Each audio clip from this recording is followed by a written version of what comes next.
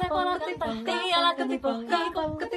Eevan äiti se tyttönsä vahtivan kyllähän ilta se joulukka. Sillä ei koti silloin vielä laittaa sillä vaihista laitaa saliveliikkaa.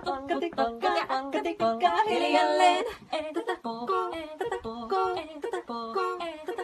Eevan suu oli vehnäisellä, kun ihmiset onnea toivotti. Pää oli märkänä jokaisella ja viulu se vinkuja toivotti. Ei tätä flikkaa kainoo saittaa silloin, kun laskoo laijasta laitaa salivili hipput, tupput, täppyt ja äppät, tipput. Hiljalleen Eevan äiti se kammarissa virsia viisota huijutti. Kun tämä poika naapurissa ämmän tyttään huijutti. Eikä tätä poikoa ämmät haittaa silloin, kun laskoo laijasta laitaa salivili hipput. Hiljalleen.